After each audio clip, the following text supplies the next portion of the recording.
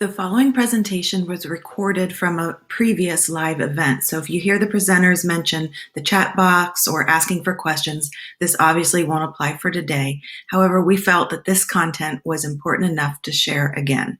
I hope you enjoy. So we mentioned Ohio's plan to raise literacy achievement. It is an ever-evolving document. It is not a stagnant document. And as Dana mentioned, you can just Google Ohio's plan to raise literacy achievement. It's one of the first couple things that pops up.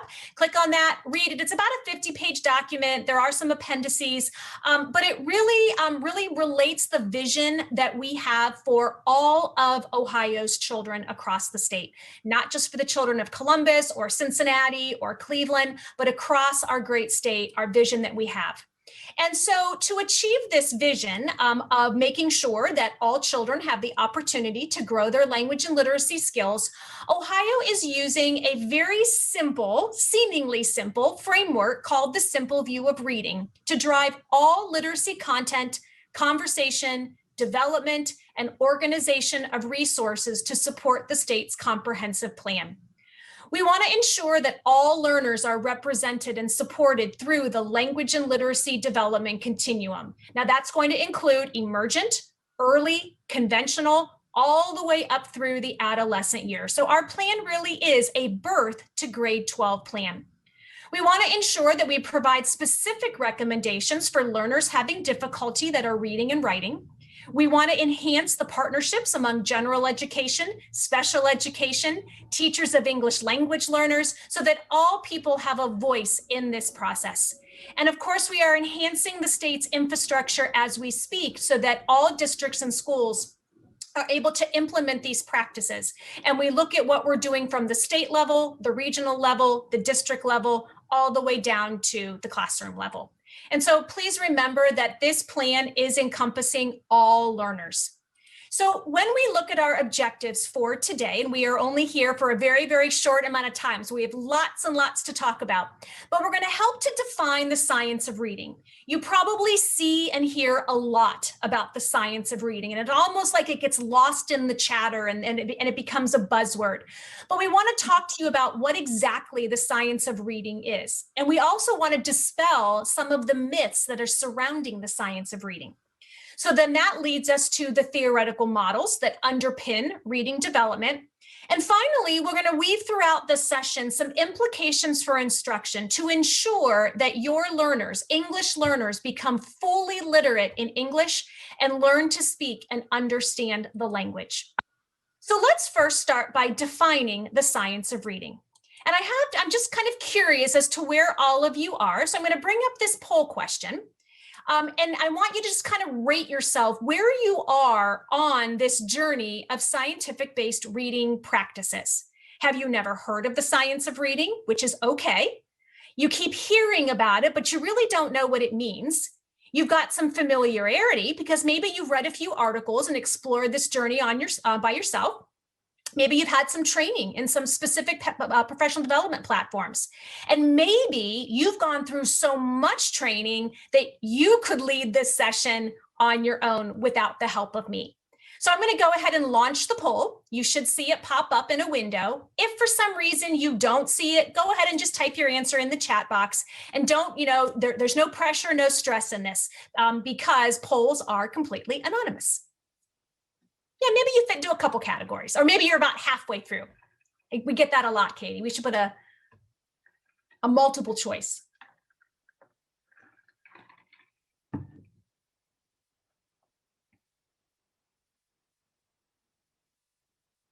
The key to Zoom is knowing how to do polls. We'll do a little after session, Mackenzie, and let you know. And by the way, somebody asked about documentation of being here. At the end of this session, you'll have the opportunity to complete a feedback form. And once you click submit to that feedback form, a certificate of participation will be emailed to you. All right, so I've got about 85% of participants who have responded. I'm going to give it, maybe about 5 more seconds.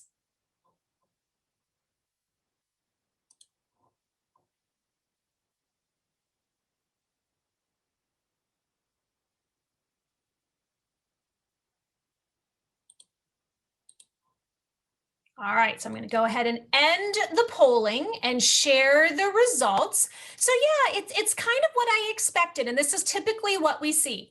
We have some people on the line that have never heard of the science of reading, and that's okay. We have some people who keep hearing about it, but they really don't know what it means. They just keep hearing these terms over and over and over again. Some have explored deeper and I've read a few articles. I've got some few on the line who have gone through some very specific training. And then I have a few on the line who could join me in doing this training themselves, which is fantastic. And that's the challenge, right, of putting together a presentation like this, because we have people that have varying degrees of knowledge about the science of reading and what it means for our students. So if you do have that very intense knowledge, just kind of bear with us for a little bit. Maybe you'll pick something new up along the way to put into your own presentations. But let's start to really dig into what exactly is this science of reading. Many people define it in many different ways, but we're going to kind of go with the official definition. And that is that the science of reading refers to a body of knowledge.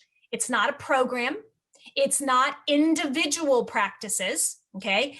What it is, it's an accumulation of knowledge that includes what science has determined to be relevant to reading acquisition, how we assess for reading, how we assess our poor readers, and the interventions that are available once we've determined that a reader is struggling. The science of reading involves precisely what science has discovered to be relevant, and not only relevant to reading, but taking a look at its sub-skills and reading acquisition. And it's how we modify those experiences so that our poor readers can really become competent readers. And it's all about helping us to inform the type of instruction that needs to occur. So when we think about the science of reading, it's not just one thing. It includes phonology, it includes phonics, it includes orthography and fluency and vocabulary and comprehension. There's some neuroprocessing that goes along in relation to scientific-based reading practices. It's all about how we read, how we process, how we remember what we read. It's about our writing systems. It's about the alphabetic principle and letter-sound relationship. And that's just a few of the pieces that encompass the science of reading. But we get all of our information, we gather this body of knowledge from several areas. We gather it from cognitive psychology and the work of Dan Willingham. We gather it from neuroscience and the work of Stanislas Dehaene. We turn to education researchers like Marianne Wolf and Marilyn Adams and Tim Shanahan. And of course, the field of linguistics, which many of you might be familiar with. So this is the science of reading. It is not just one thing. And you can see this is what instruction encompasses when we turn to scientifically based reading practices. We dive into explicitly discussing the phonemes of the English language. We talk about how those phonemes are then attached to the graphemes, the letters, those squiggly lines that are on the page that we call letters. Being fluent not only in speaking, but then attaching that code so that we are fluent in reading. And vocabulary and background knowledge. These are the significant components of the science of reading. So I told you were going to be interacting quite a bit tonight. So I do have another poll question to bring up for all of you, and it's actually a three-part question. So when we talk about the science of reading, we've been doing this, okay? And so I'm curious as to about how many years you think we've been doing all of this. I also want you to think about how does the brain process text when reading? And when we think about reading comprehension and word level reading, are there simple factors that are involved, true or false? So let me bring up this poll for you. Okay, so it's a three-part question. I'll stop talking so you can process.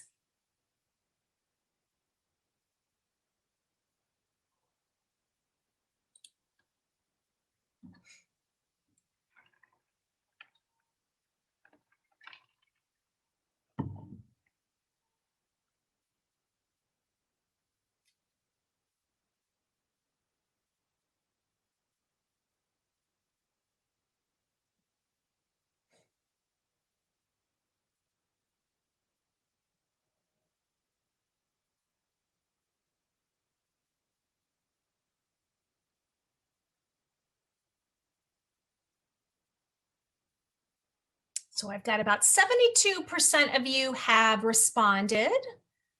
I'll give you about 10 more seconds.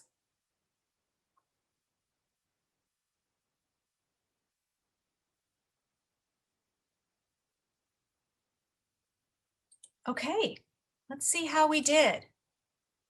How many years have we been studying and researching how students learn to read? About 40 years. Yeah, the National Reading Panel came out with its recommendations actually about 20 years ago. We are actually celebrating the 20th anniversary of the National Reading Panel report.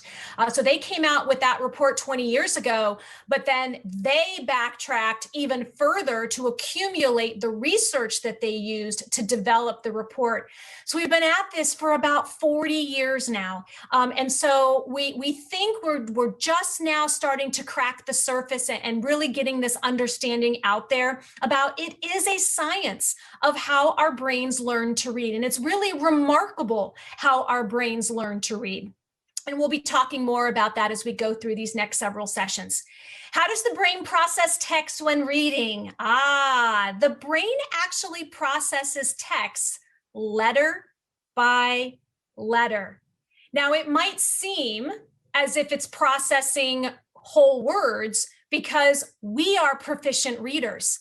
However, when we think about what's really happening in the left side of our brains, our brain is paying attention to every single grapheme and the sounds that those graphemes represent. And we're going to be diving into that in session 3 when we talk about word recognition. And then the third question, by both reading comprehension and word level reading are similar in that they can be boiled down to a few simple factors. That, in fact, is false. The reading process is a very complex process. There are a lot of processes that have to be going on simultaneously. And through these next several sessions, we'll talk about each of those processes. We kind of talk about them in isolation, but really what's happening, they are all working together so that we can be proficient readers. And the key to all of this, though, is explicit instruction, which you're going to hear a lot in the next couple sessions. So that's the science of reading, right? So that's what it all kind of boils down to, all of these different factors and all of these different areas. So here's, though, what you might be hearing about the science of reading. You might be hearing that the science of reading is focused on phonics instruction only. Well, phonics is a piece of the science of reading. However, it's not all about phonics. You also may have heard that explicit and systematic means that every child is subject to the same instruction at the same pace. That's not exactly true. Explicit is a key component. Systematic, with routines and expectations, are a key component. Having a sequential nature and following a logical scope and sequence. However, we really do look to see where students are and make sure that they are provided the core instruction that is necessary, and then also attending to the individual differences to remediate where necessary. We also a lot of times hear that it doesn't include practices that are associated with enjoying reading. And the thing I want you to think about is, think about if you're not good at something. I always use golf as an example. I stink at golf.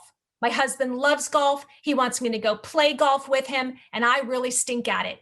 It's hard for me to enjoy playing golf because I'm not good at it.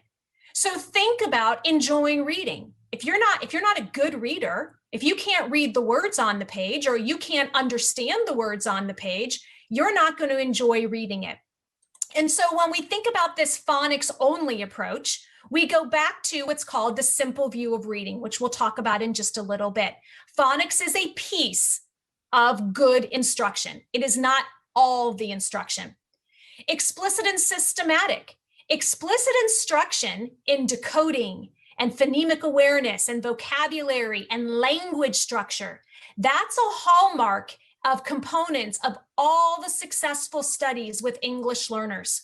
We'll refer to some authors, we will refer to some national studies that were done, and all of them refer back to explicit instruction being the key. We don't learn by osmosis. Nobody learns by osmosis. Our brains learn by being explicitly taught the sound symbol relationships and the code of written English. And again, there's nothing more motivating than knowing how to read. We also hear that there are many ways to teach children how to read, and that English learners learn to read differently. In a few slides, we're going to help to dispel this myth, because we're going to talk about what's actually happening in the brain as we are learning how to read. We also hear that it doesn't include practices that are engaging for children. That is also a myth. There, in the Padlet, there is a resource that talks about how you're making a shift from perhaps some programs you are using or are exposed to a more of a balanced literacy approach that really talk about how engaging these practices are for children, because it really involves tapping into sounds, it involves tapping into the graphemes, it involves tapping into multisensory interaction with the sounds and the symbols to make meaning, and then finally context. And then what's interesting is that one of the biggest myths of the science of reading is that we already do this. Well, unfortunately, if we were already doing this, we would see the results in many of our schools. And right now, we're not seeing these practices widespread, and that's kind of why we are where we are. So we really want to delve into what's our brain doing. Okay, and how can we help students to activate and really develop the neurons that are necessary to learn this code and learn this language? And Stanislas Dehaene says it best. He wrote Reading in the Brain. It's kind of a story about all of the processes that are in the brain and what's happening. And he says, it's simply not true that there are hundreds of ways to learn to read. When it comes to reading, we all have roughly the same brain that imposes the same constraints and the same learning sequence. We are born to speak. We are born for language. We are not born with brains that are hardwired to learn the code of our language. And so it's all about how we build this system of neurons and synapses, and we build this network inside the brain through explicit instruction. So I've been going on and on now for about 30 minutes, and I'm curious, and this is your chance to either type in the chat box or unmute yourselves if you'd like. Of all the myths and misconceptions about the science of reading, are there any that surprised you? And if they did, why? Or maybe you knew all this and they weren't surprising to you. Maybe you've witnessed it firsthand. But let's just take a moment to think and process about these first few slides and what I've just talked about. You can chat, you can type it in the chat, or open up your microphones and feel free to share with 200 of your closest friends.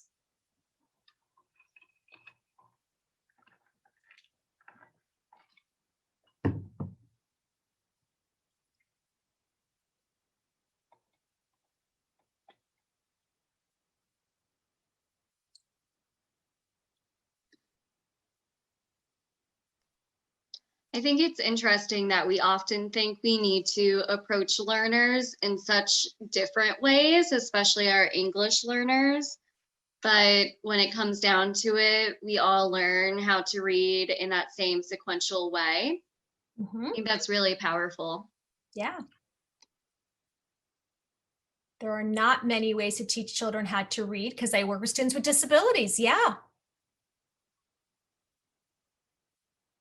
Yeah, so multiple learning styles is interesting because there's actually some, there's also some research that have kind of dispelled the idea of learning styles. If you look at the work of Dan Willingham and if you Google Dan Willingham learning styles, he has lots of articles and presents lots of research about this. The brain processes reading letter by letter. Sight words. Okay, Anna, I'm going to have you hold that thought at least for another couple sessions, all right? Because I think we probably have a lot more skeptics in the room. Okay. Yeah, Carolyn, why do you all not know this? Carolyn, Katie in here posted that she's not sure 100% about how it's different from balanced reading.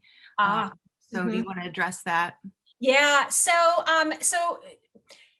So balanced reading, there's lots of ways to think about balanced reading. And so the most recent way we think about balanced reading can be attached to whole language, where if you expose children to books and reading and lots of language, that's going to be enough to teach them how to read. Well, we know that those things are important. We are not ditching reading to children. We are not ditching to exposing them to good literature. And we are not, certainly not ditching the fact that we need to talk to them and use all kinds of academic language.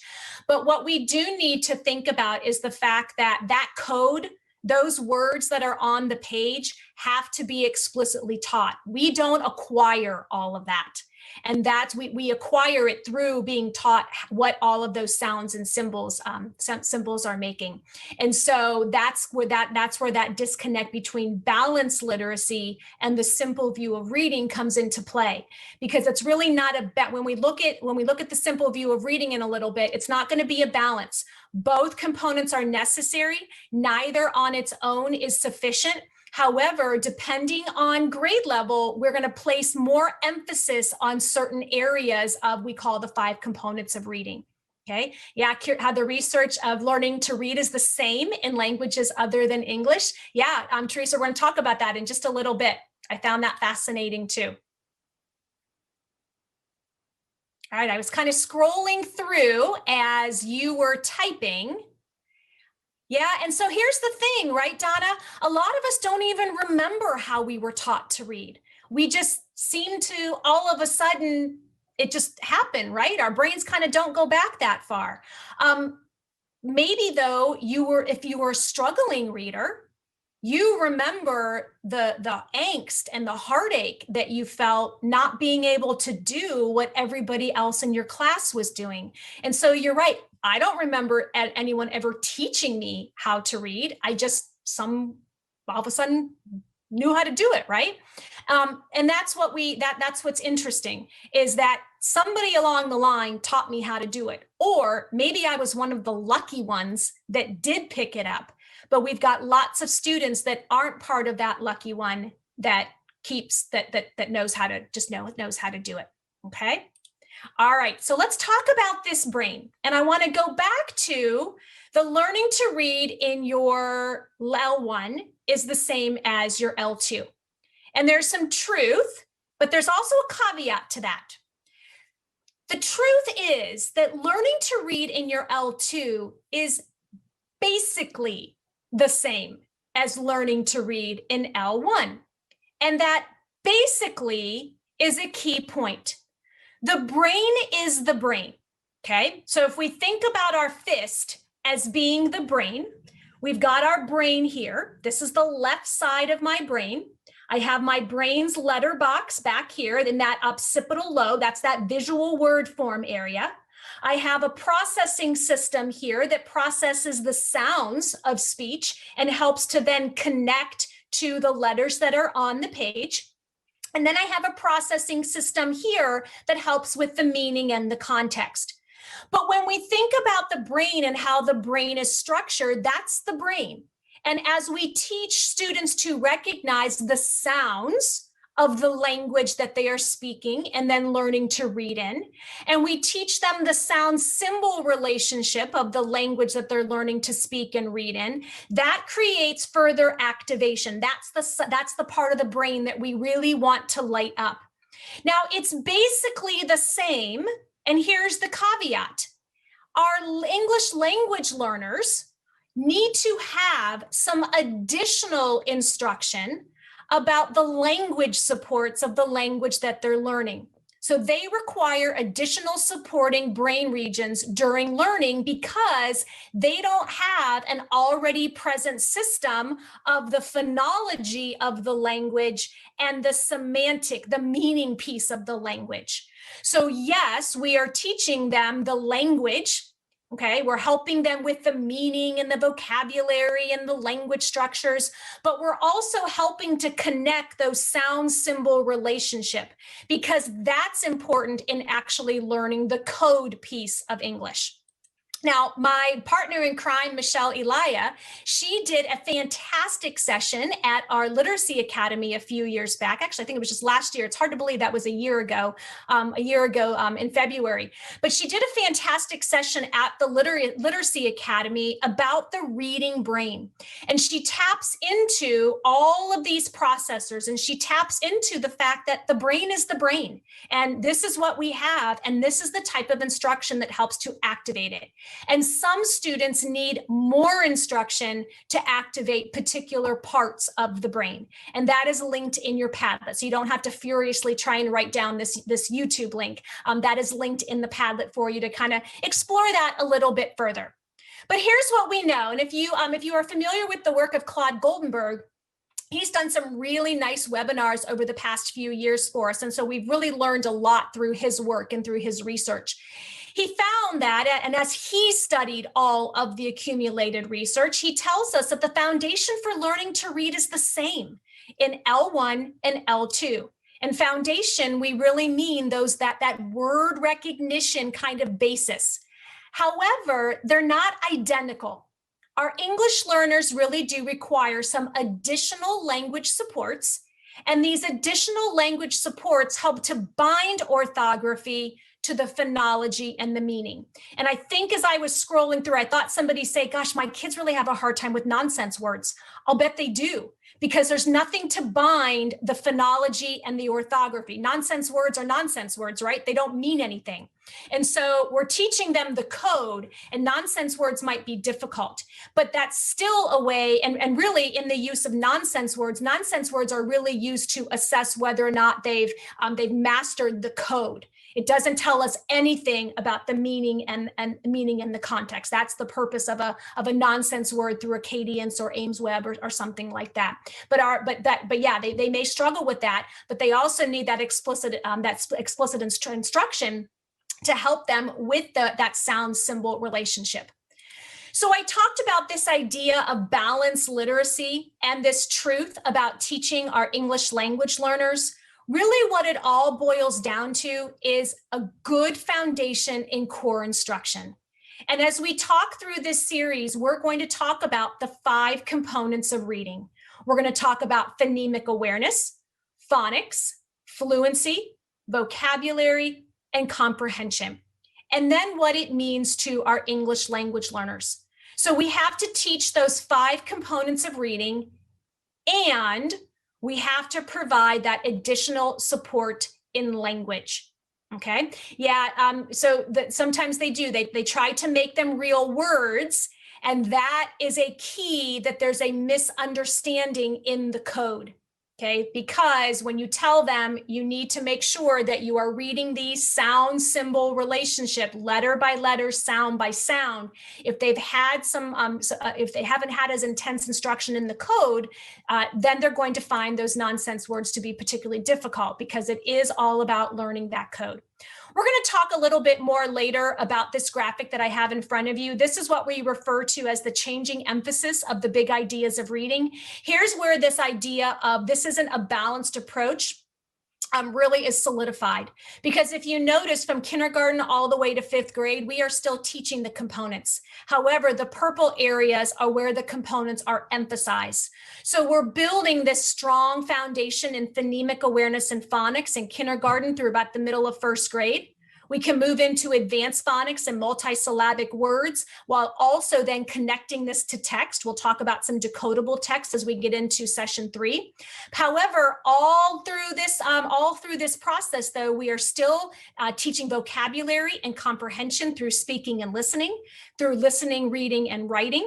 Okay, and even in our 5th grade classrooms, there are some elements of phonemic awareness. And so we want to think about, what is the core instruction like for your English language learners? And also think about, are they part of core instruction? Because that's the key. They have to be a part of this core instruction, and then we can provide some additional supports in the language features. So I've mentioned some of these theoretical models that are underpinning reading development. So let's dive into those. But first, And I'm noticing a lot of comments and questions coming through in the chat box, and I'm trying to read and talk at the same time, but that is just not a skill that I have mastered very easily.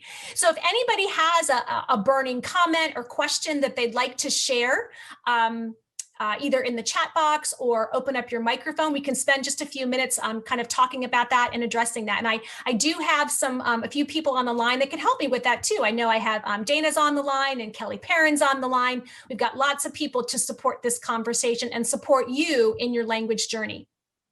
Carolyn, I just want to start because there's been a few comments about adolescent students and middle school and high school students and how this might not apply to them.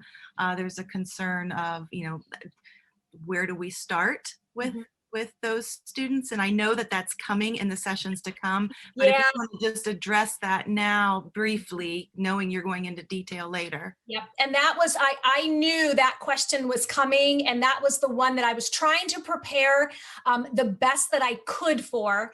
And here's kind of you may not like this answer. The demands of an adolescent learner are much, much higher than a younger reader.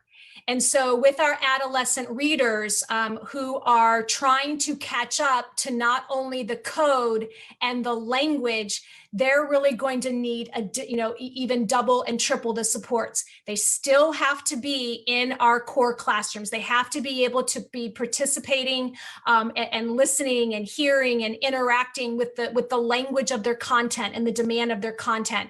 And then the supports you provide them, we're going to talk about two domains. We're going to talk about word recognition and language comprehension. And so as you are working with your adolescent readers, you have to determine when you're providing those additional support, where are you going to really start that intervention and start that support? Do they need help in the code? And that probably for the most part is going to be, how do we decode multisyllabic words? With our middle school readers and adolescent readers, we can't go back to the to the baby decodable books and the little pictures and sound symbol relationship cards.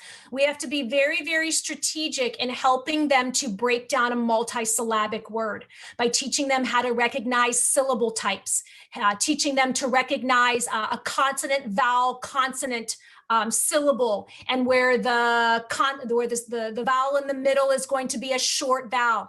So we have to start thinking about how we teach those syllable types to help them break down break down those multisyllabic words. I haven't dug into Words Their Way too much. What I am familiar with Words Their Way, they have a really great spelling diagnostic. And that spelling diagnostic that you give can be a nice instructional component to kind of see where they are in the encoding process of English. So they give you a list of words, and there's a basic spelling screener and there's an advanced spelling screener, and it can kind of give you a window into some of the patterns that they know, and that can give you a window then into some intervention diagnostic procedures. And Carolyn, not to take away from what I know is going to be coming, but I just want to be clear that, when we have older kids come in, talking about the older kids, some of our kids are coming to us with a foundation of literacy skills in their native language. Yes. And that will transfer. But what they might need extra assistance with is the specific phonemes that are new. And phonemes are the smallest unit of sound in our words. So they may need introductions to some of those sounds, like the soft TH, that are going to be new to them. And then the spelling that goes with that. What spelling makes that sound, or what spelling make those long vowels that some of our kids struggle with. So even when they come to us at the older level, they may need help with that. But we don't be focused on that. We have to focus holistically on, and not to throw that word out because I don't want to confuse anybody, but we need to be focusing on the content and the language development as well, not just those pieces, but that's a piece that we can focus on. And we can do it at the morphemic level too if we're in a whole class settings. So I just wanted to throw that piece in there. And with the younger kids, we want to make sure that we are developing their oral language. We learn from speech to print. So we have to keep, we can focus on these pieces, but we have to do read alouds, and we have to have discourse with our students as well. So I just wanted to throw that in. Yeah, and that goes back to, that's perfect, Dana, because going back to those 5 components and that changing emphasis, and you see even these areas of vocabulary and comprehension, they need to hear the language and have opportunities to practice the language. And then Dana's right, that's coming about the phonemes, because our English language has lots of phonemes that aren't present in other languages. And the only way for a child or a student to know that is if you draw it out and you show them and you tell them that, so that they can make that connection. And that, you're right, that is coming in session 3 as we practice that. But I mentioned again this the importance of a multi-tiered system of supports, and really thinking about where our students are educated. Where are they in terms of their core instruction? All students should be participating in core instruction. Okay, core instruction is designed to be preventative. It's for all students. Think about your health. Okay, well, I know this is not a great topic now to talk about flus and diseases and all that, but think about every year you go for your physical, right? And for your physical, a physical is something that ideally every person should have. It's a screening process. We think about what every person needs. They need rest. They need good diet. They need exercise. There's a core set of components that every person needs. Now, for some people, that's not enough. Diet, exercise, sleep isn't enough. So on top of those core principles, we need to add some additional measures to ensure health. Maybe, maybe you're not sleeping well enough. So your doctor might prescribe some melatonin to help you sleep, but you're still going to try to sleep. Okay, but then you might need some additional aids. Maybe with your diet, the way your diet is working, maybe you need some cholesterol medication, maybe you need some high blood pressure medication, but that you're not going to stop eating to take the blood pressure medication. You're still going to eat right. And then in addition, and then some people need even more intensive supports to keep their body healthy. But we want to think about the fact that everybody is working through these universal core instruction preventative measures. And we want to ensure that our English language learners are in that same boat. Now, I also want you to think about, because we hear this a lot and we see this pyramid a lot. This pyramid we're not labeling our students. And here's how I like to think about this. We don't have, depending on our universal screeners, we don't have a bunch of green, yellow, and red kids running around our buildings. We have students, we have all students who are receiving core instruction. We have some students who need some additional supports and might be receiving some tier 2 interventions. And then we have some students who are receiving even more support in addition to their tier 2 and their tier 1 services. However, we don't have tier 1, tier 2, tier 3 kids. We're labeling the supports that we are providing. We're not labeling the individual students. Which brings me to my next poll question. Which of these is not true about multi-tiered system of support and literacy?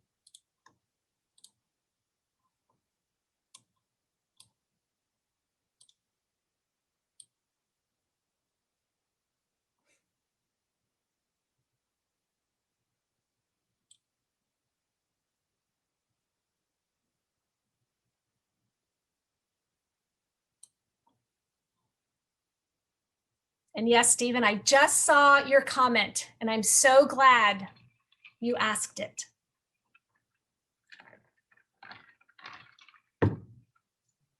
While you're taking the poll, just so you know, there's been a lot of really good feedback and comments in here. And if we don't address it right now, there will be time at the end of the session today that you can unmute and bring up your points and we can discuss further, as well as some of the questions and comments are going to be addressed in the future sessions as well. Just so keep that in mind. Yeah, there's so much we want to tell you that we could only cram so much into a.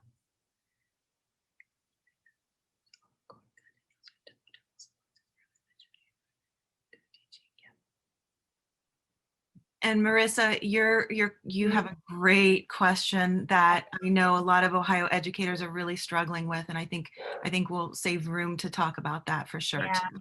Yeah, and unfortunately, some of these questions that you're asking, like Marissa's question and comment, a lot of them can't be solved at the teacher level. Some of these really require a coordinated building and district response. We talk a lot with a whole team of people that I work with about systems change and changing our systems. And so some of these questions really are all about how do we create these strong systems that allow for things like solid core and the intensive supports that some of our students need in addition to the core. So you ask a very good question, and some things are bigger than us, right? And it really speaks to a really coordinated district response.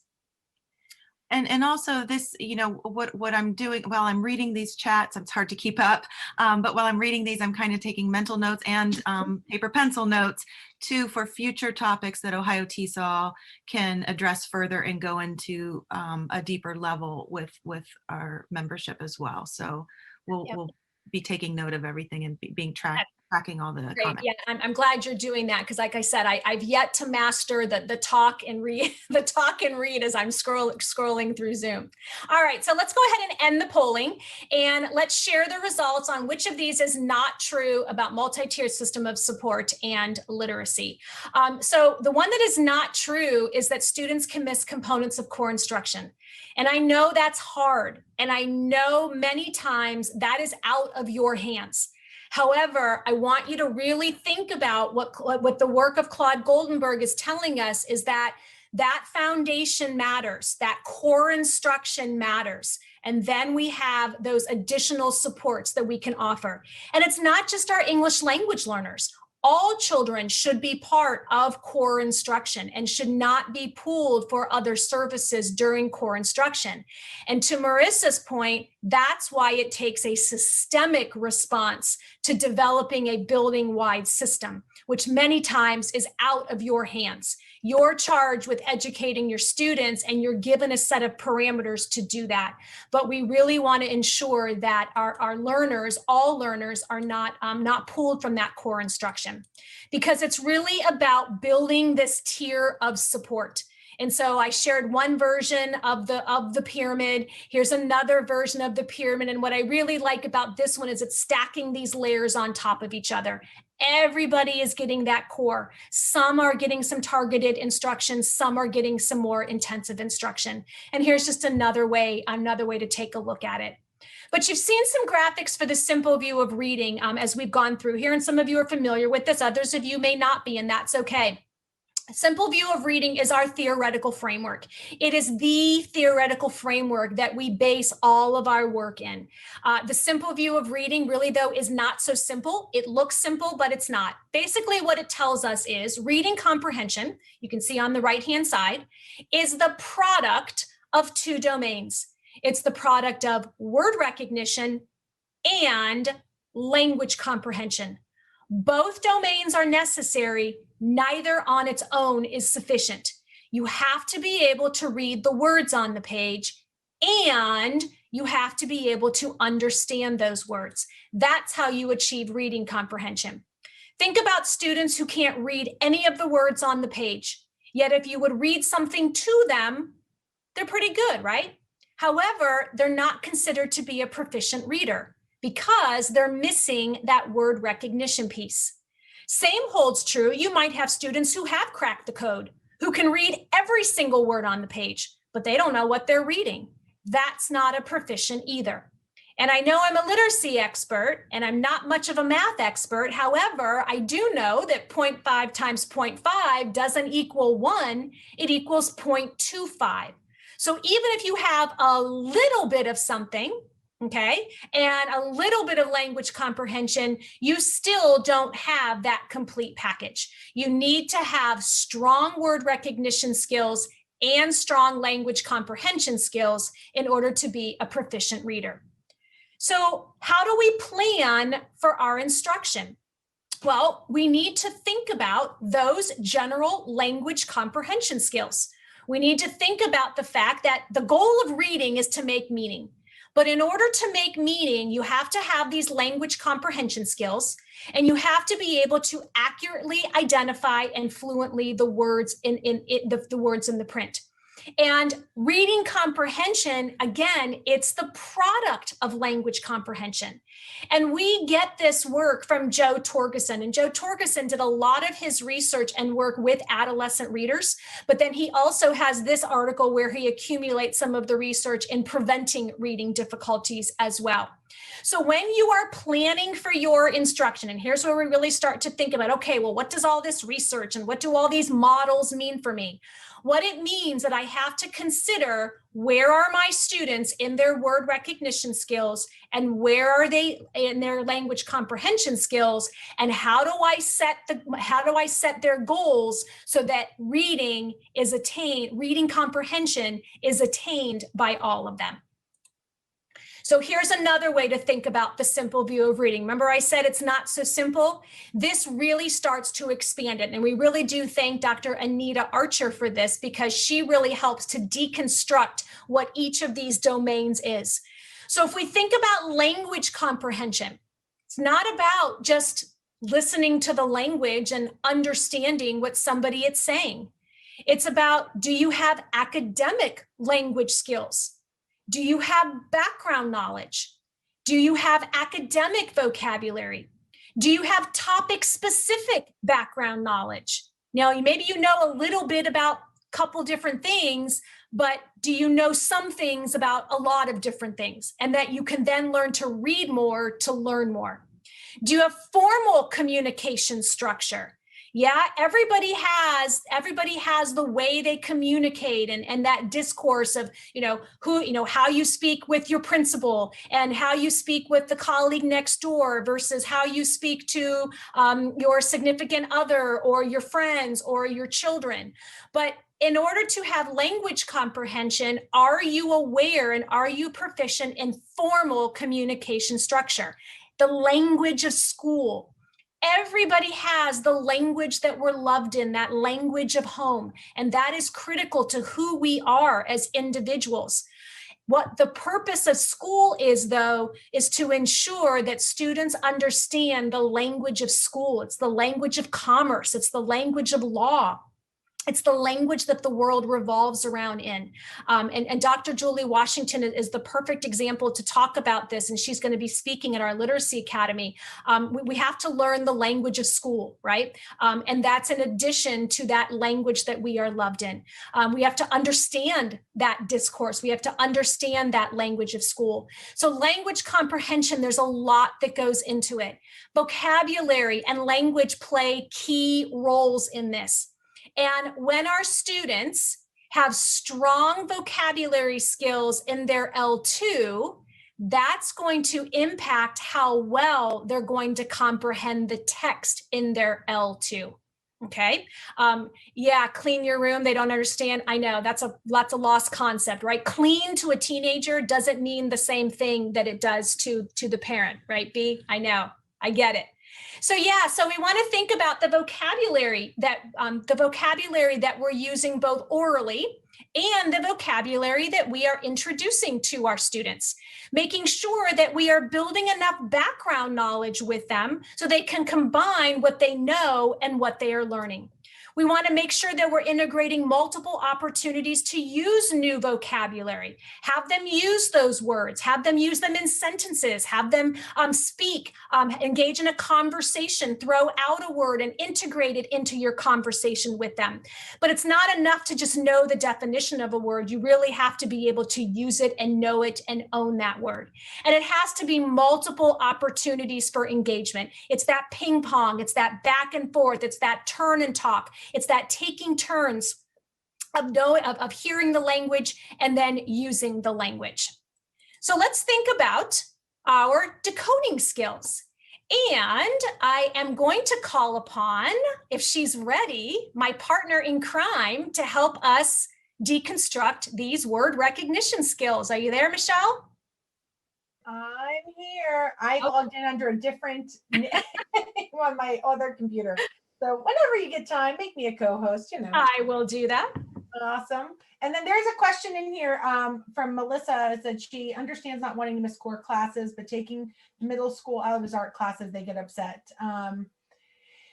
That is, you know, Melissa, that's a struggle across the board for our students who need interventions. And that's why we always suggest that schools offer an intervention period. So you're not pulling kids out of arts, you're not pulling them out of gym, you're not pulling them out of science and social studies, because teaching art and teaching any content area builds knowledge and really helps our students to focus on things that they enjoy. So we don't want to pull kids out of any content area, any classes, but that if they have an intervention period built into their schedule, then that's going to be the time when you're going to want to. Yeah, and Michelle, before you came in, we talked about some of these issues are bigger than the people that are in this room, and it takes a really coordinated, systemic, building level, district level response. So we are aware, and we know that idealistically some of these things might not work right now, and that's why we really work with leadership quite a bit so that they understand how important these aspects are.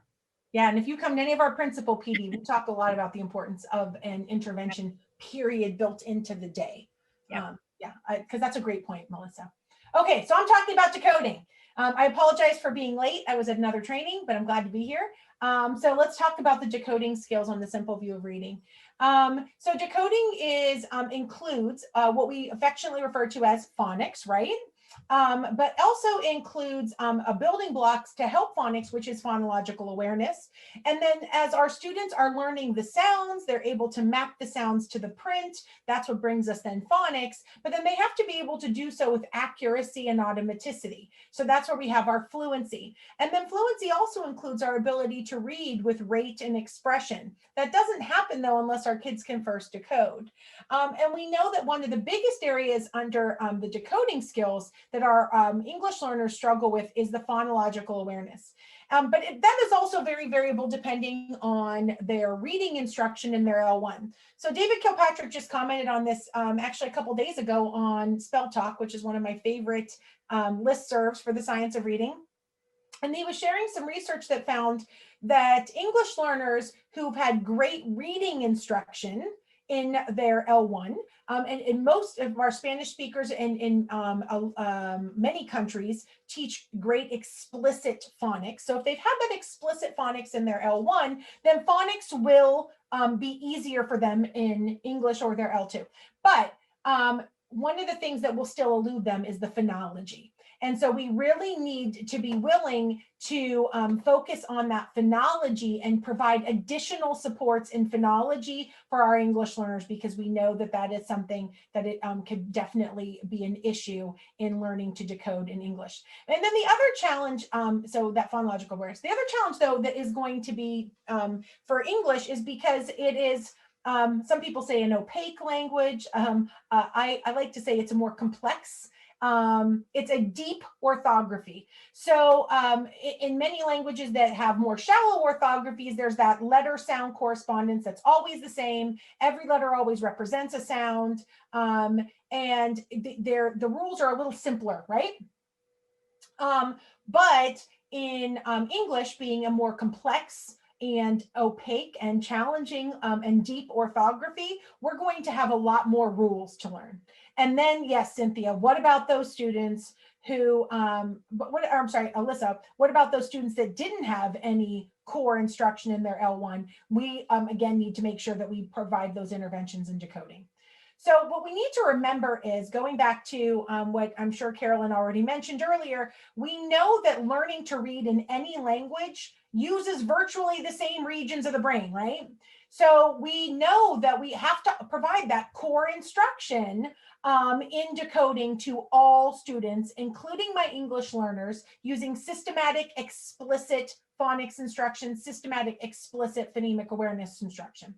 But then our students with disabilities and our students who are English learners, so to Cynthia's question with their students with disabilities, they're going to need additional supports in decoding. Many of my English learners, like I said, pick up decoding really quickly because they've had that background, but not all. And it would be wrong of me to say that that happens for all of our English learners because it doesn't. And phonological awareness will continue to be an issue with that. But remember that decoding is not just phonological awareness. It's not just phonics. It's phonics, it's phonological awareness, it's that fluency, that accuracy, rate, prosody, and it's also sight word recognition, the ability to decode words instantly and effortlessly, which does not come from memorization of words, but it instead comes from mapping the letters, the orthography, to the phonology or the sounds, which in English. And that was the mind blown question, Michelle, when we had the poll. Oh, the letter by letter? But we've already been there, and that was the mind blown question. They're all ready for that one. They want to know why that is. Yes, exactly. And you know what? I think for so long we tried to teach words as whole words, and that we realized we were messing up their brains and not doing what the brain was good at doing. And we shared with you the video that I did for the Literacy Academy on how the brain reads. I highly recommend you follow up this training with that one. Let's learn about the brain so we can teach to it. Right? Stanislaw Dehaene says you have to understand the brain so you can teach to the brain. And then, yeah, to Carolyn's point, you need to know this simple view of reading so you can intervene appropriately. You need to be able to recognize, is it a decoding problem? Is it a language comprehension problem? Or is it, for many of our kids, both? In which case, I'm going to need to be able to intervene in both of those. And hopefully we're stretching your thinking a little bit, because that's our goal. Yeah, I think so. And if we don't get to your point, we are going to be saving this chat, and Dana and Michelle and we are going to debrief afterwards. And maybe we'll create some little mini sessions for you on specific topics that really kind of are piquing your interest, because like we said, this is an 1.5 to 2 hour session. We have 3 more to go, but what we're going to talk about is much bigger. It's much larger than that. We're not going to solve all of the reading problems in these 4 sessions, but you are asking fantastic questions and making great comments. The Reading Brain video, I just put the link to the Padlet, and it's in the Padlet. So I'll keep linking that stuff. And yeah, it's linked in the handouts. It's linked on the Padlet. You've got it in multiple places. So Carolyn is beautiful with Padlets. So her Padlets are always great, and you'll be able to access everything you need with those. And then when it comes to sight words, thank you, Deanna. I love that definition of sight words, because it's really important. This is not a word that we're memorizing by as a whole unit. Any sight word is a sight word. Every word on this screen for all of you is a sight word, because you didn't have to think about it. You were able to read it effortlessly and automatically. And my friend, Dr. Carol Tolman says, as if by sight, as if by sight. But these, believe it or not, phonology plays a much bigger role in this process than vision. Phonology is critical to the process of sight word recognition. It's not a visual task, so sight word's kind of a misnomer. It's a phonological task, and that's why we need to every word is a sight word. And that's why we need to pay attention to the phonology. We don't store words as sight words unless we map them to the phonology. So we need to make sure that we're helping our kids code switch so that they understand the pronunciation in standard English. That's going to really help them to store that word for automatic retrieval. But we also know we have to help our kids get to the phoneme level, because that is what differentiates good readers from struggling readers. The ability to come down to the phoneme level. So if phonemic awareness is not part of your core instruction, then we have a huge problem. But then for many of our readers, for our English learners, it needs to also be part of our intervention. Phonology matters. The ability to blend and segment individual phonemes is a strong predictor of overall reading achievement in any language, but also for our children who are speaking 2 languages. Yeah. So Cynthia, you bring up a great point, and you guys are thinkers tonight. I'm telling you, for 5 o'clock in the evening, whew, you are on it. We need to do a sight word presentation for these folks. I know. That's going to be a follow up to the word recognition. Yeah. So we teach some words as if they are called as if by heart, and we have to keep certain parts of that word. Now, also consider that there are about 4% of the words in the English language that follow no particular pattern. However, most of the words follow some kind of pattern, or we revert back to the morphology and the etymology, because we are a morphophonemic language. And so we derive our language from lots of different places. And so there is a process, it's called the heart word process, where again, like Michelle says, phonology matters. And we don't necessarily teach them by memorization. We teach the students to recognize the part that is irregular, and that's the part of the word that they know by heart. But the rest of the word can be decoded and encoded through phonology and orthography. That's a whole other section, but you're right, there are some words, and we call those words heart words, but we still teach them with the premise that phonology matters through those sound symbol relationships. We'll weave a little bit of it into the word recognition strand, but we may need to do a separate session on that too. Yes, and I touch on that in the reading brain presentation. So if you watch that, you'll get it. And then just to speak to teaching sight words in context. Context is not a means of storing those words for automatic, effortless retrieval. We store those words based on their orthography, mapping it to the phonology, and then after we do that, we connect it to meaning. So we want to be able to teach the way the brain reads. So I highly recommend you absolutely watch the reading brain video, because it's really about the phonology and the orthography, anchoring those together. That's going to ensure it gets stored in the brain's letterbox for automatic effortless retrieval. And in our brain, it starts with the orthography, goes to the phonology, and then we connect it to meaning. And that's why that oral language piece is so important. We learn to read from speech to print. And so that's why the oral language connection and language in general is going to be the key for English learners, but for all readers to learn to read. Okay. So we talked about, I know, take a breath, take a drink of water, Michelle. We worked hard tonight. So the simple view of reading is that one theoretical model. And we love the simple viewing. We love the simple view of reading because it's simple, right? However, the simple view of reading sometimes is misinterpreted because it is not simple.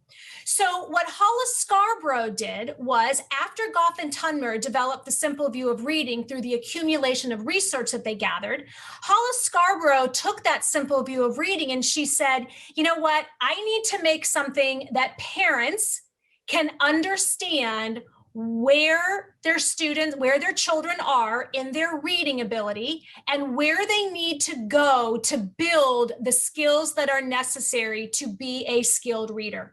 So she developed the reading rope. And what she does is she takes the simple view of reading and she really parses out. Remember that poll question that said that reading comprehension and word recognition are just a few simple concepts? Well, they're not. These are really the domains that go into word recognition and language comprehension.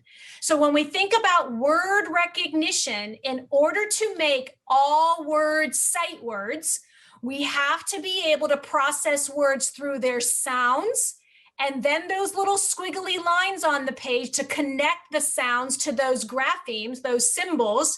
And when we go through that decoding process, that's how we begin to store words as if by sight.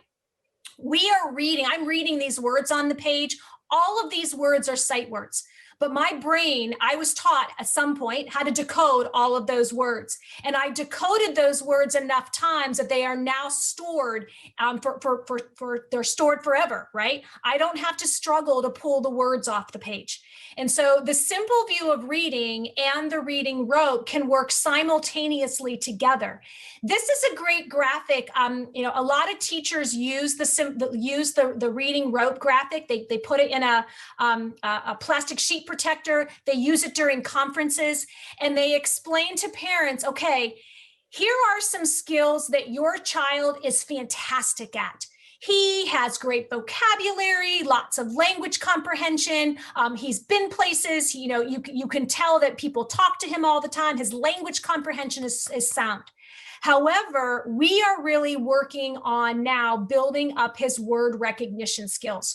We're teaching him that every word that he says is made up of individual phonemes, and those phonemes are represented by the graphemes, by the letters that are on the page. And so by really putting into that language, it helps parents, and that's who Hollis Scarborough developed the rope for, was for parents, so that parents could understand all the components that were necessary for skilled reading. Because really, when you think about it, when we talk about comprehension, that's what we're striving for. Comprehension isn't a series of things that we do. It's an accumulation of a student being able to read those words on the page because we've taught the code, and they have to be able to understand the words through the vocabulary and have all that adequate background knowledge, because when they can do that, they can start to focus on the critical content. And yes, we will be teaching all about orthographic mapping in session 3. So stay tuned, stay with us. But that's comprehension, right? Comprehension isn't, oh, they can't comprehend. Comprehension is digging and going backwards and taking some diagnostic steps to determine why can't they comprehend? Is it a word recognition issue? Is it a language comprehension issue? Perhaps it's a combination of both. All right, we talk a lot, and we are very, very sorry that we talk a lot, which we have been very intentional about letting you kind of process everything that we have been saying. So I love Ben's question. Yeah. So recommend resources for explicit and systematic instruction of language comp. And there are certain components of language comp that have to be systematic and explicit. So Carolyn, can you back up for one slide for 1 sec? Because we are going to talk about this in that session too, right? One more slide back to Scarborough's rope. So when it comes to vocabulary, that needs to be explicit and systematic. When it comes to the language structures, teaching syntax, that's going to be very, very explicit. Now, other things like verbal reasoning, literacy knowledge, there's some explicitness in that, but that's where we're going to be working with a lot of texts to build background knowledge. And we're going to be helping our students to get into those texts and dissect them and build their knowledge on a specific topic, unit, or theme, while also teaching the difference between this type of text versus this type of text. So there is some explicitness in there, but language comprehension is it's definitely a more nebulous topic. It's these unconstrained skills, and some of them can be more explicitly taught than others. What I would highly recommend if you want to learn more about language comprehension is I really love this book, The Knowledge Gap by Natalie Wexler. And I also am a big fan of the Reading Comprehension Blueprint by Nancy Hennessy, which I had, oh, here it is. The Reading Comprehension Blueprint. There you go. Look at Dana Vanna for the win. Also a great book, but The Knowledge Gap is a game changer in that. So yeah, great question. Thanks. And both Natalie Wexler of The Knowledge Gap and Nancy Hennessy of Reading Comprehension Blueprint. I'm going back to college. They have both been speakers at our Literacy Academy. So Natalie Wexler has been face-to-face with people last year in Ohio, and then Nancy Hennessy has been doing some virtual sessions for us. So if you go to the Literacy Academy website, you can see both of their presentations. We could probably put those on the Padlet. I linked the Literacy Academy on the Padlet. I know, Ohio, you're awesome. Seriously. We are doing good work here in Ohio. We are very proud of where we started and where we currently are. So yes, Ben, thank you. So other comments, questions, things you're trying to process through. And yes, you are correct. And so our second session is going to focus on that language comprehension, which background knowledge, vocabulary is a big factor. And then session 3, we'll dive into that word recognition strand, which is also critical. Both are necessary, neither on its own is sufficient. Nancy Hennessy, Hennessy. Yes. I'll put it in the chat.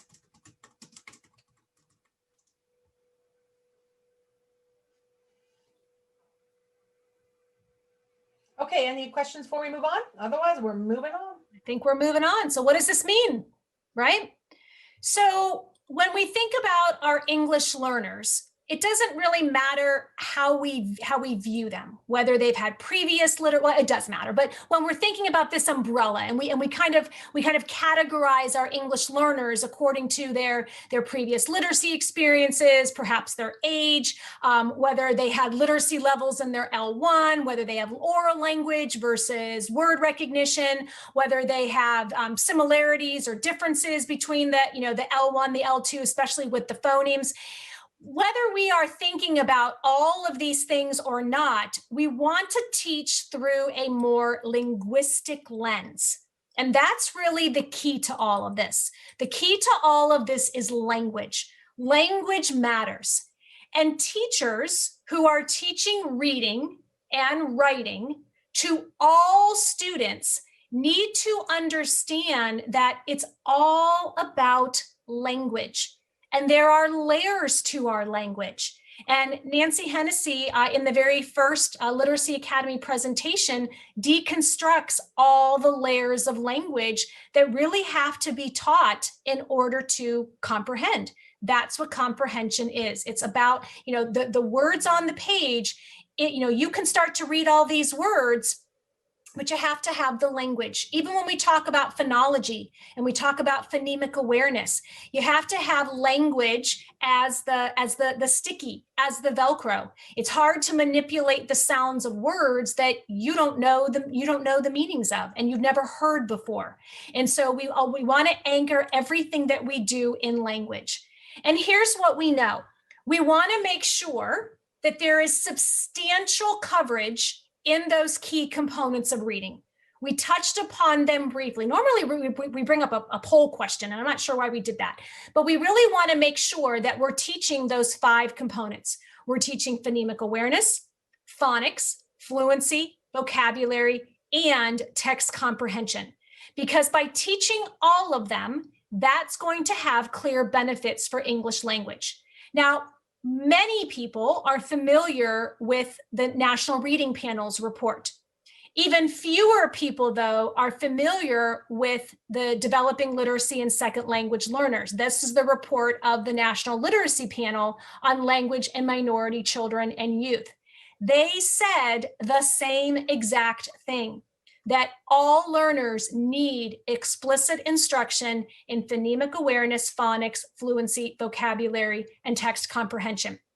But they also went on to say that the research also suggests that there needs to be some adjustments to the amount of instruction that's provided to our English language learners. Because in order to have maximum benefit of those 5 components, we have to sometimes give some extra attention and extra support to the language piece of it. So here's where core instruction comes in. If all students have explicit instruction from the onset in those 5 components, noticing that we emphasize certain components at certain grade levels. In kindergarten and first grade, the foundation really is on phonemic awareness and phonics. However, we are still teaching and reading through read-alouds and through themes and text sets to help build that vocabulary and that comprehension, because they have to have the speaking and listening. That's all happening through that core instruction. And so that explicit instruction really does matter. We also then want to take that core instruction. Remember the tiers of instruction. This is all about the type of instruction and the levels of support, not the labeling of students. So we want to take that core instruction and through some really rich screening and diagnostic procedures, really tune into what kinds of additional language supports are going to need to be offered. Okay, and so we want to think about providing native language support when giving oral directions, making connections across the language to really help build that vocabulary and further enhance their background knowledge, repetition, rehearsal, lots of cumulative review, and lots of practice. All of those are good for all children, but especially for our English learners. And then we want to teach the layers of language. We want to teach it through oral language, the discussion, and we want to teach it through written expression. So we keep talking about these layers of language, right? We keep talking about language and we keep talking about language systems. But here's what language systems are. Language systems are all about the phonology of a word. And every language in the world is based on a structure. It's important for us to understand the components of our English language. And so phonology is the ability to process the sounds and produce the sounds in a language. So say the word ameliorate. Just say that. I know, that's been popping up a lot, hasn't it? Say ameliorate. All right, how many syllables are in the word ameliorate? Ameliorate. There are 4. What's the first sound? It's What's the vowel sound in the last syllable? It's A. What's that word? Ameliorate. So then we move into the semantic piece of it. How are these words related in context? It's the meaning. This is the ability to understand what words mean. And we have to make sure that students have multiple opportunities to use the words. Not enough to just say it and use it and know the definition. It's then that we can be assured that they have mastery over that word. Gone are really the days of looking up words in a dictionary. The dictionary is like this big vortex where it just leads you to one definition of the other, and you come out of it more confused than you ever did going in. But ameliorate means to make something that is bad, means to make it better. So then we can think about the morphology of it. It comes from a Latin root. We can think about the stem, ate, that can be a verb form. But those are layers of language. We can talk about syntax, how those words are used in a sentence and the rules that govern them. We wanted to ameliorate the risks of an accident happening at the intersection. And then we talk about pragmatics. When do you use this word? Do you use it in normal conversation? Well, I mean, if you're Michelle and I, and this is what you do for a living, then maybe. But in a normal conversation, when you're sitting at happy hour with your friends, you're probably not going to use the word ameliorate. So it's all about when in those formal and informal settings that you use words. So I'm going to turn it over to Michelle to help make that language and literacy connection here between the language systems and what it means then for literacy. Brought up happy hour. I don't know, girl. That's been a while. I know. It's been a while since we've hit up happy hour, huh? We do a lot of Zoom, a lot of Zooming for that one. And there's been a lot of questions coming through in the chat. And so I've been trying to address as many as I possibly can. And a lot of them are about word recognition. And we want you to understand, remember, the science of reading is not just phonics, but we know the word recognition skills are the foundation. And so we really have to build that strong foundation. And if our students don't have it, then we have to go back and intervene. But it is about both sides of the simple view of reading. To Carolyn's point, you can't have one without the other. One thing I always say is anything times 0 is 0. And if we rule out one side of the simple view of reading, oh, well, ELs don't need to worry about word rec. They need to focus on language comp. We can't rule out one side. You need both always. We are always teaching both sides of the simple view of reading. The emphasis changes, though. As our kids get older, we spend less time on word recognition. We're still teaching it, but we spend less time. As our kids master word recognition, we spend less time. So just some things to keep in mind. David Kilpatrick's Equipped for Reading Success is an amazing tool for any child, any learner. Remember, when it comes to that word recognition, when it comes to learning to read same brain regions, the difference is English learners don't know all the sounds in English phonology. So a tool like this is going to be very helpful for them. So that is absolutely going to be helpful for supporting these students, especially in phonological awareness. You can't decode the English code unless you know the sounds of the English code. And that's how we store words. So yeah, super helpful. Love that. Okay, so let's talk about connecting these layers of language, because we keep, this is critical. This language component is going to be really critical for learning to read. We learn to read from speech to print. We need to understand all the layers of our language. So phonology, when we're teaching phonology, we do that when we teach phonological awareness. Someone mentioned that Bridge the Gap or Kilpatrick's 1-minute drills. That's when we're teaching phonology. But we also teach phonology when we teach letter sound correspondences. So I don't teach spelling without teaching phonology.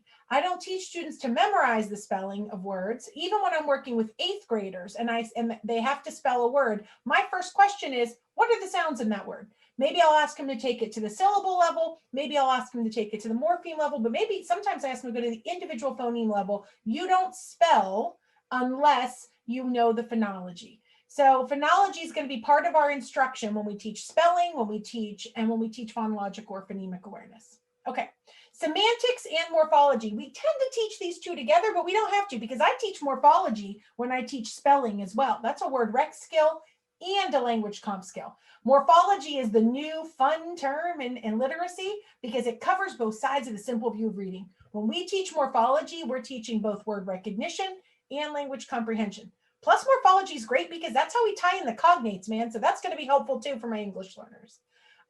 Semantics, we teach that when we're teaching listening comprehension, when we are teaching decoding. I don't teach decoding unless I tell my kids the meaning of some of those words, because we know that they need that to help it to stick. Remember, we store words, phonology, connect it to orthography, then connect it to meaning. And semantics are going to be part of our reading comprehension. Reading comprehension breaks down if you don't know the meaning of the words. When a mere 2 to 5% of the words in a passage, we don't know what they mean, reading comprehension falls apart. So semantics is important for comprehension, super important. So student-friendly definitions, oh my goodness, that is so important. It's not to say a dictionary isn't important, but I will tell you, I haven't taught a vocabulary word unless I've gone to at least 3 different sources to learn about the language of origin, the morphemes in the word, and the meaning from the word from multiple sources. So I can come up with a very student-friendly way of teaching it to kids. So when I teach ameliorate, I'm going to teach in a very student-friendly way so they can understand it. But then I'm also going to make sure I cover syntax, because now full disclosure, I'm not bilingual. I'm not cool like many of you. I'm definitely not as cool as Dana Weber, but I know that there's syntactic differences between English and other languages. And so we need to make sure that we focus on those syntactic differences for our kids. And comprehension will break down for students when they decode the sentence, but the syntax doesn't make sense. The word order doesn't make sense. So we have to explicitly, going back to that question about do we explicitly teach language comp? Well, I explicitly teach the syntax, the grammar of English, but I do so in a way that's not separate. We know grammar doesn't stick when we teach it separately. We do it when we are connecting to text. So I teach my syntax connected to the text and connected to the knowledge I'm trying to help my kids get from the text. Yeah, I was just going to say, just like phonology matters, grammar matters. And I don't mean like old school Catholic grammar where you're diagramming sentences and, putting all those words on underneath lines and diagonals. I know it's connected. It's connected to the content, because the order that governs words makes a difference, and it makes a difference in connection to the meaning. So again, we're kind of going back to that all students, but the specifically drawing out that grammar connection for syntax is extremely critical for that understanding piece of the text. Absolutely. And Sheila just asked a question about where do I find out the morphology of word? Okay, so my favorite resource is etymonline.com.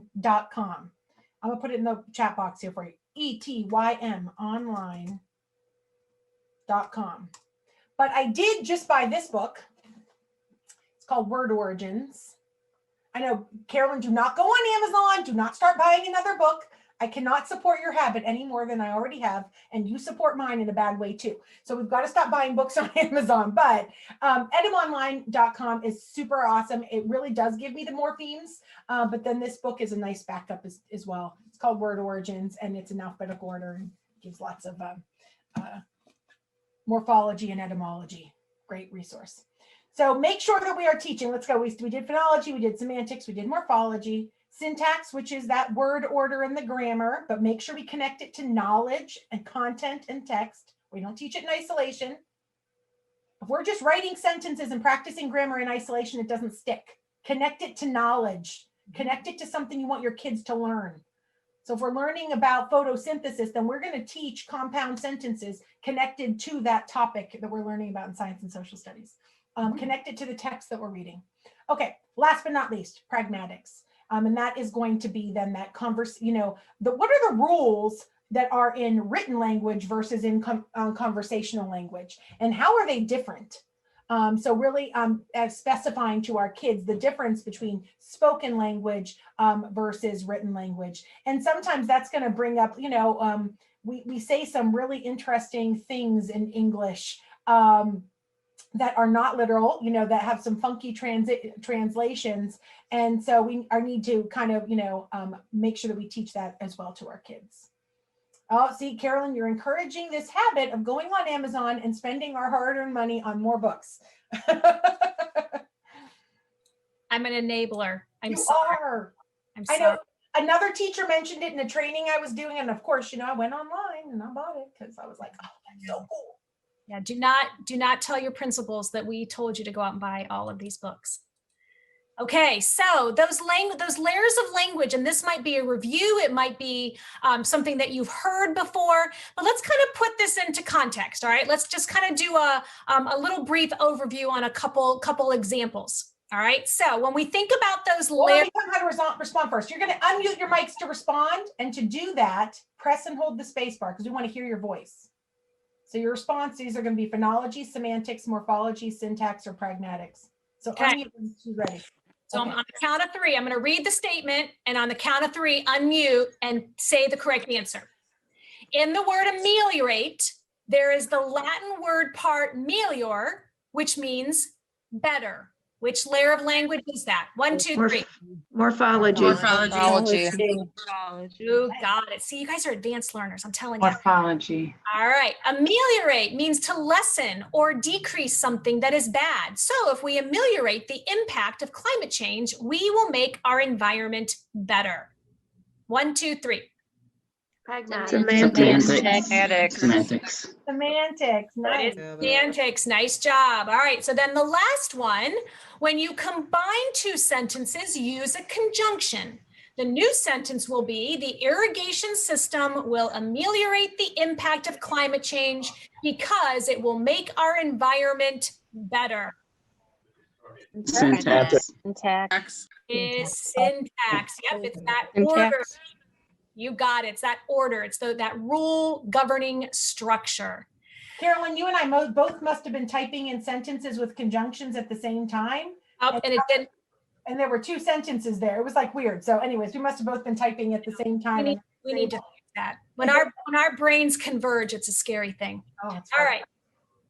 Okay, so what's this all mean? You're all saying to yourself, okay, well, they've talked about research and they've talked about all these terms, but what do I do? How does all of this transfer? And that's usually the problem, right? The research sits out here and we all sit out here, and there's this great chasm in the middle that's very difficult to bridge. And so what's nice though, is there are sources out there that have helped to bridge that gap between the research and the practice. One of those is through the IES practice guides. There is one for elementary, and there is also one for adolescent English learners. And so the one on elementary pretty much summarizes what we've just been talking about this evening, making sure that in your instruction, and even in their core instruction, that you're emphasizing meanings of everyday words. Quite honestly, there are probably lots of words that native English speakers don't know. So it's not going to hurt anybody to provide meanings of everyday words. We can't assume that everything is a tier one word. Okay, so we make no assumptions as far as language goes. We want to make sure that our English learners understand tasks. Okay, we want to make sure that when a task is given, they know what to do with it. Maybe we need to break it down into smaller chunks. Maybe too many tasks have been given at once, and the processing systems are in overload. So we need to break things down into chunks and scaffold the tasks that we're giving them. Maybe we need to repeat, and maybe we need to rephrase in the L1 to ensure the understanding and make that connection to the L2. Again, we've talked a lot, which will be in session 3, about the sounds of English. Our phonemes in English, sometimes we have more phonemes that are found in L1. And so those phonemes have to be explicitly taught because there's sounds they just aren't familiar with, even in that speech aspect of the language. Group English language learners with peers at different English proficiency levels. So if you're doing some small group work, make sure there's lots of interaction and conversation going on. Provide intensive English language development instruction. So there's where that tiers of instruction comes in. We've got that core instruction, but now we need to think about what kind of instruction is being provided at various tiers. And then for many students, they need additional instruction with academic English. And again, honestly, all students benefit from that. That's not an issue that is unique to our English learners. All students can benefit from some additional instruction and some additional language, just simply by using more academic language in the classroom. That gives them a leg up on this. Here, I have a fun fact, Carolyn, back to that previous slide. So Yeah. A fun fact, so when we are familiarizing all of our children with the sounds of English, so every child is born with the ability to make and understand every phoneme in every language in the entire world. Like every child is born with the ability to understand and produce every sound in every language. But what happens is if they're not exposed to a sound, by 6 months of age, they stop responding to it. It's so fascinating. And they will lose the ability to then make that sound. So I always like to say, at one point in my life, I had the ability to roll my R's. I did. I was born with it, damn it. But I lost it. And we are all worse off because Michelle cannot roll her R. Carolyn knows I do lament this all the time because I cannot roll my R's to save my life, and yet my children can, and it really bothers me, but whatever. But it is pretty fascinating that we all were born with this ability, and there's actually been studies that have been done that are just so interesting, where children were exposed just to read alouds for 1 hour a day, beyond that first 6 months in a different language. And they retained the ability to learn that language easier because they heard that language so that they didn't lose that 6 month drop off, where we weren't exposed to it. So I just think it's really fascinating that these sounds, we need to continue to expose them because unfortunately, if they've not heard them, they don't have them anymore. They lost them after that 6 to 8 months. Oh, Anna, this session is being recorded, so we're not going to put ourselves through that. We will practice that when we are off camera. Thank you for that suggestion. Water. All right, moving into, we've got lots of you on the line with our adolescent, our adolescent readers. Even Claude Goldenberg tells us that there are increasing cognitive demands on our adolescent readers. But we also want to make sure that throughout this process, we want to build their knowledge through complex text. I know somebody asked the question about putting their students in complex text that they don't understand and with no supports. So you have to have the complex text, but you also have to provide the supports through scaffolding, and you have to build them up to reading and understanding those complex texts. And we'll talk about in the next session through the use of text sets, because as you build their background knowledge and you build that vocabulary, that makes the demand of the complex text minimized or reduced.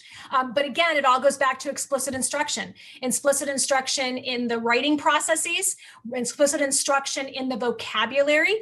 I'm going to say a word, you're going to say the word, I'm going to give you the definition, let's repeat the definition, I'm going to give you examples, turn and tell your partner something you know about this word, turn and tell your other partner something you know about this word, turn and tell your partner a sentence. We're providing lots of examples and ways for students to use the language, okay? And then remember, it's our interventions, okay? Core instruction may not be enough. However, core instruction, that's how we build that content, that's how we build that knowledge. And then we have our interventions in addition to the core instruction, which are focused on those language structures.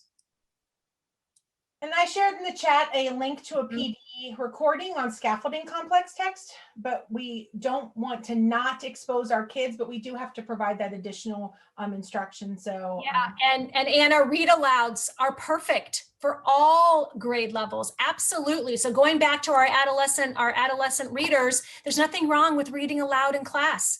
Okay, they have to learn how to hear that language and interact with that language. There's no, and older kids love being read to. They may tell you that they don't. They may give you the eye roll and the, of the tongue and whatever, but they really do like to be read to. They like to hear the language. They like to hear those complex sentence structures that they may not yet be ready to read. Okay, you want to take us to the end, Michelle? We've got a few more little nuggets. So as we're building knowledge, as we're building that, and we're using that explicit instruction in syntax, one of the best resources we could use to strengthen the brain of all readers, but especially my English learners, is grade level rich text in text sets. So we're going to read multiple texts on a topic at varying degrees of difficulty and challenge. But when we do this, we're actually going to increase their vocabulary because they're not just hearing a vocabulary word from one text, they're hearing it in multiple texts that are all on the same topic.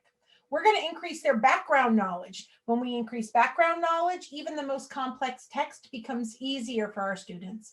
But we're also going to increase their knowledge, their knowledge of the language structures, because we're going to use what Tim Shanahan calls a stair-step text. So we're going to start with slightly simpler text on a topic. Maybe we'll look at an infographic. We'll watch a video on the topic. Then we'll read a short article. Then we're going to move up to something a little bit more challenging. So text sets around one topic really strengthen our brain. And this really kind of aligns with what we know from research for ELs, is that ELs respond best to text that includes familiar content. Well, it's not familiar content unless we built up some background knowledge on it. So that's why we read multiple texts on the same topic. So even if I'm going to read a novel in 8th grade, so if I'm going to read Langston Hughes and, in high school, I'm going to then read other informational texts about maybe the Roaring 20s and what was happening in our country at that time. I'm going to build that background knowledge so they have familiar content to connect to. And so they also understand text when they have opportunities to preview, review, paraphrase, and summarize, which is why we want to make sure that we have before, during, and after reading strategies. We don't just hand kids text and say, have at it. We want to make sure that we scaffold before, we provide that introduction, that vocabulary. We do different things during, including pausing and talking about the complex language in the text. And then we also do activities after. So we're going to go more into that. Don't worry, it's coming. This is the overview. And we can't forget about the neglected standard. Nani Lasso especially calls the speaking and listening standard. She says speaking is the neglected standard, but this has been echoed by multiple researchers. Despite national calls for instructional frameworks that focus on reading, writing, listening, and speaking, or we often say reading, writing, and discussion, one of the most powerful tools is speaking, and it's neglected in many of our classrooms. I always tell folks, the one who does the talking is the one who does the learning. But in most classrooms, who's doing all the talking? We are. So we want our kids to be talking. And that's not unique to a whole language or balanced literacy framework. That's for all, that's an evidence-based practice, right? We want our kids to talk. We want all of our kids to talk. And so when we are incorporating our speaking standards, then we know that's going to benefit ELs, but it's going to benefit all kids. And I put in the chat box a link to a talk that Nani Lasso did at Harvard University that really explained some studies that she did on the power of talk and the power of teacher talk in a 6th grade classroom, actually across a 6th grade. And it was fascinating that when the amount of teacher talk and interaction with students increased, so did their achievement. It's fantastic. And if students are only speaking 2% of the time, it's no wonder they don't understand what's happening, right? Yeah. Even before writing, we shouldn't be teaching writing unless our students are doing oral rehearsal first. Writing isn't just put pen to paper. Writing is a process that begins with oral rehearsal. And so we want to make sure that we have that first. So there's the speaking and listening, and then we move into writing. Yeah, so if you're going to take away anything from this session, think about how you're going to incorporate that speech to print element in your instruction, whether it's the decoding of the words to writing to vocabulary instruction.